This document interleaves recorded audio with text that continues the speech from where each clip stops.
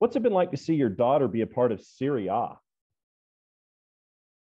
Yeah, I mean, for me, it's absolutely incredible. I mean, I saw the journey, I saw the work, the struggle, the adversity, the challenge, and then to see Tori out there is absolutely amazing. Um, and we never really knew what it was going to be, right? This wasn't scripted. It was like get there, trial, do your thing, see what you could do, and then bam, all of a sudden she's there, she's in a game, she starts progressing and doing well. So um, definitely, just living in the moment and her playing, it was awesome to see. I mean, has it sunk in that your daughter went from basically West Forsyth to Italy? Yeah, I mean, it's sunk in because it wasn't a flash in the pan, right? I mean, it took several years to get to that point. Um, we went through the passport challenges and process, and it took very long. It took like 3 years or more through the Italian embassy. So it was always kind of the plan, but for it all to come together the way it did, it's one of those things where, it was like hurry up and wait, and then all of a sudden everything happened at once. So, she left and then just immediately hit the ground running. Um, so that part happened very fast, but it took a long, long time to get there. For someone who doesn't have their PhD in passport, what has that whole experience been like in making sure now she's got Italian citizenship? Yeah. Yeah, that's right. It was funny, man. It was like every time you hit a roadblock, you had no idea what to expect or if it was going to happen at all. And we just you just kept chugging along. Literally, we got there with the family, and we go to the Italian embassy in Miami. Have everything in hand. We got the checklist done. Everything's ready to go. We go up to the counter. We turn the paperwork. The Italian consulate went through it, and literally they came back to us at the counter and said, "Thank you for the application. We'll let you know what we decide in 750 days," something like that. It's like 750 days. He said, "Yeah, by Italian law, that's how long we have to tell you what we decide. So, fly back to Atlanta and we'll let you know."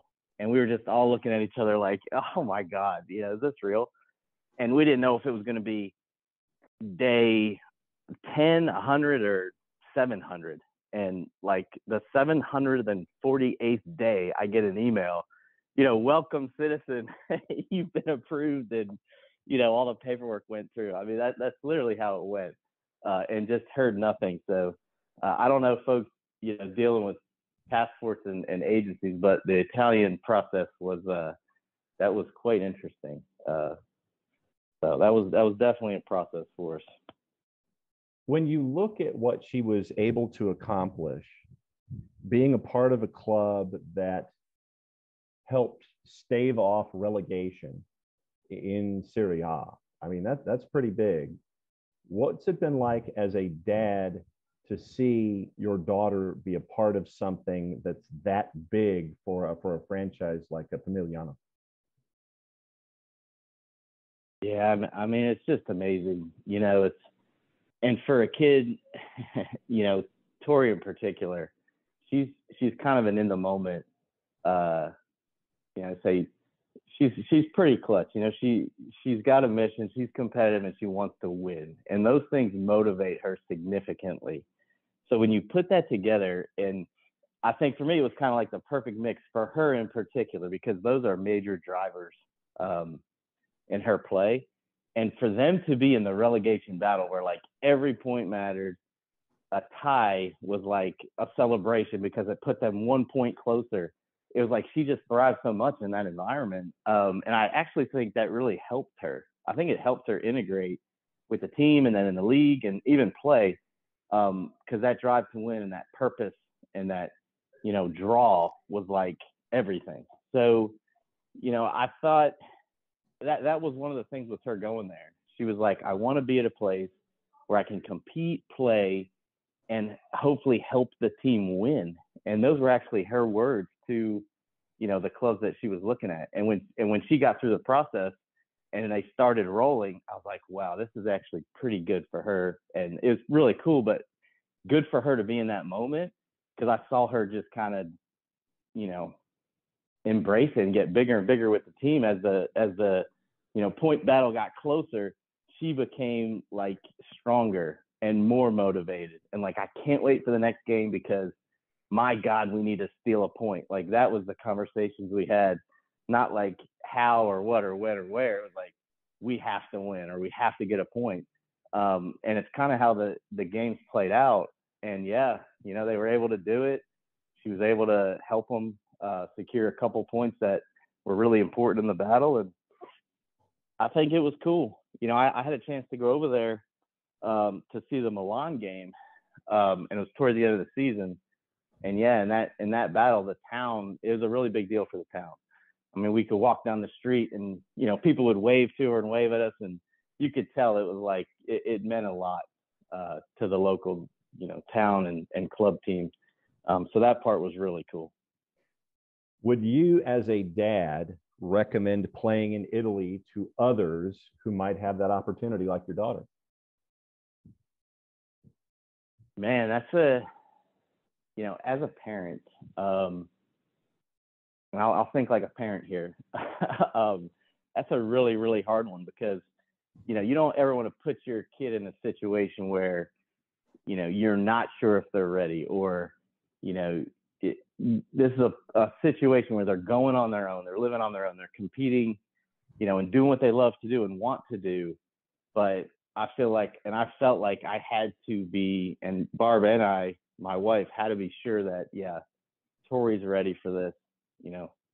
She can take it on and handle what we think she's going to have to. And it kind of played out that way. So I think it was an awesome league. The women's league there is getting very popular, super competitive. You could see it, with their national team and really across all the European pro teams. The play is really great. And obviously the culture is awesome. I think it's a great place to live and play, but I mean, the adversity, the challenge, the pressure, the environment, it's not easy. And I saw it firsthand. So yeah, I think you just got to be sure. And it's a really individual kind of decision, but overall, I think it's an incredible place. Tori, I asked your dad about this, and I wanted to ask you about it. What was it like to acquire Italian citizenship? What was this process like for you to play for the Azzurre?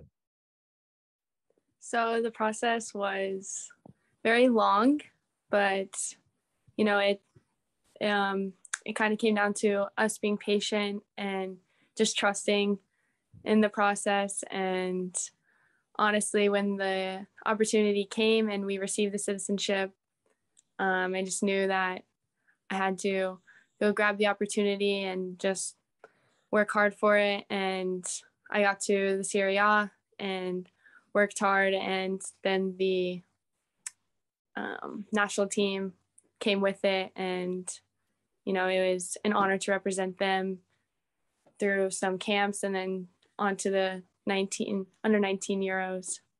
So I think very exciting. The women's game in Italy, playing in Italy, while sounding great, may not have even occurred to players here in the United States. Do you recommend playing in Italy to other players that could be in the situation like yourself? Yes. So tell me why. So I'd recommend that because it's a whole different culture, world. You get to, jump into something new, be challenged in a different way than in your own comfortable environment, stepping out of your comfort zone. You grow as a person, you mature, you become more independent. And then just as a player, you get another aspect of European culture and the game of football. Now that you're in the Italian national team pyramid, do you plan to stay within the Italian system?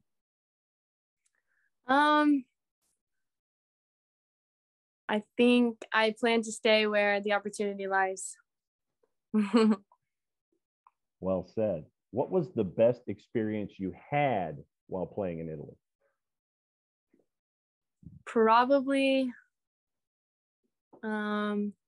getting my professional debut and then being able to score and win for the team in my debut. How can those of us on this side of the Atlantic support women players in Italy? How can we do that? I think just engaging in the game, watching the football, engaging with the players, supporting them, letting them know that they have support.